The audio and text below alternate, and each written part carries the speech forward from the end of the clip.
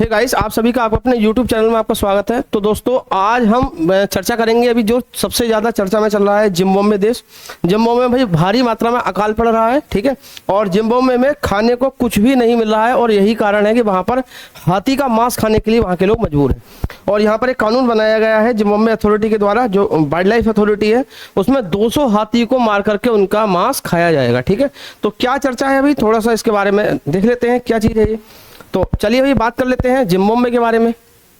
पहली बात तो भाई जिम्बाब्वे के बारे में थोड़ा इसके बारे में देख लेते हैं। जिम्बाब्वे एक अफ्रीकी देश है, ठीक है, याद रख लेना। इसकी जो कैपिटल है वो हरारे हो जाएगी, ठीक है। कैपिटल हो जाएगी इसकी हरारे। और अगर करेंसी की बात करें तो इसकी करेंसी हो जाएगी जिम्बाब्वियन डॉलर, ठीक है। तो याद रख लेना भाई। बात कर लेते हैं न्यूज की। तो जिम्बाब्वे एलिफेंट किलिंग, ये न्यूज है। भूख से तड़प रहे इंसान को मिल सके मांस, ठीक है, इसीलिए जिम्बाब्वे में मारेगा 200 हाथी। तो ये तो है न्यूज, इसके बारे में चर्चा करते हैं थोड़ी सी। जिम्बाब्वे में 4 दशकों का सबसे भयानक सूखा फैला है। तो आपको याद होगा 2008 से भाई इसकी कंडीशन खराब होनी शुरू हुई है और 2008 से लेकर के अब तक इसकी बहुत बुरी कंडीशन है। यहाँ पर फसलें पूरी तरीके से खत्म हो गई हैं और लोगों के पास खाने को भी कुछ नहीं बचा है।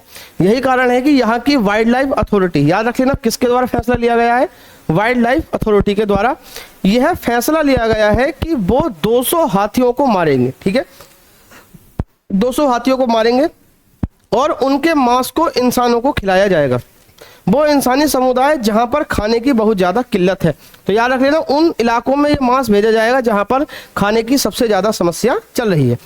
दक्षिण अफ्रीकी देश में इस समय अल नीनो की वजह से, अल नीनो नाम का भी एक तूफान आया हुआ है जिसकी वजह से सारी फसलें बर्बाद हो गई हैं। इससे पहले क्राइसिस यहाँ पर काफ़ी चल रहे थे, ठीक है, की वजह से सूखा पड़ा हुआ है। करीब 6 करोड़ 80 लाख लोग इससे प्रभावित हैं और पूरे इलाके में खाद्य सामग्रियों की भयानक कमी आ गई है। Zimbabwe ports and wild life authority के प्रवक्ता तिनासे फरावो ने कहा है कि हम इस बात की पुष्टि करते हैं कि अथॉरिटी 200 हाथियों को मारने जा रही है। इसने बताया कि कम से कम 200 हाथियों को हम यहाँ पर मारेंगे। तिनासे ने कहा है कि ये काम पूरे देश में होगा। हम ये पता कर रहे हैं कि इस काम को कैसे किया जाए। हाथियों का मांस उन कम्युनिटी में भेजा जाएगा जहां सूखा सबसे ज्यादा पड़ रहा है, ठीक है। तो याद रख लेना अभी लोग खाने के लिए परेशान हैं। जिम्बाब्वे में हाथियों की हत्या का जो सिलसिला है यह प्रेजेंट में नहीं है, ये 1988 से चल रहा है।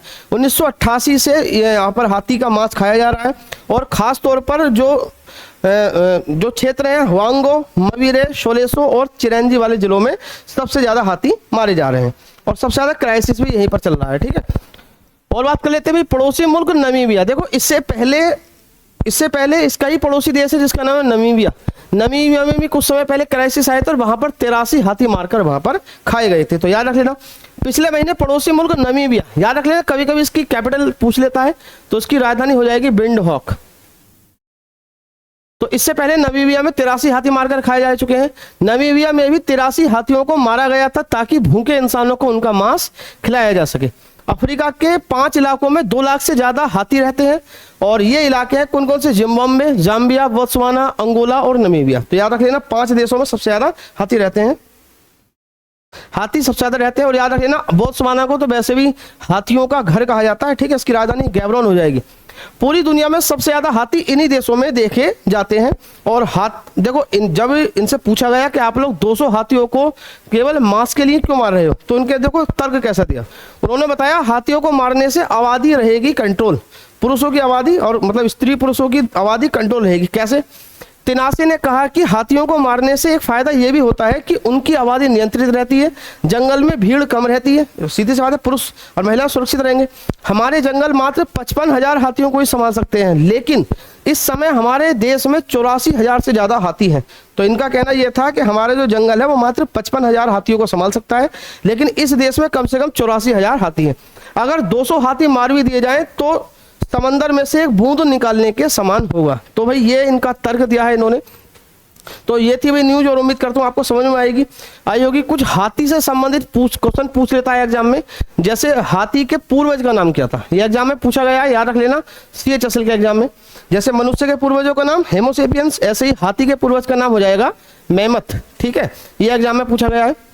दूसरी बात करें भाई, कभी कभी एग्जाम में पूछ लेता है हाथी दिवस कब मनाया जाता है, तो याद रख लेना हर साल 12 अगस्त को हाथी दिवस मनाया जाता है। हाथी से याद रखो, भारत का पहला हाथी का अस्पताल कहाँ बनाया गया है, तो इंडिया फर्स्ट एलिफेंट हॉस्पिटल बनाया गया है कहाँ पर, तो याद रख लेना मथुरा में, ठीक है। लेकिन यहां से एक क्वेश्चन और पूछा गया एसएससी जीडी के एग्जाम में, भारत का पहला हाथी संरक्षण केंद्र, हाथी संरक्षण केंद्र एलिफेंट कंजर्वेशन सेंटर, तो ये हो जाएगा हमारा केरल में, ठीक है।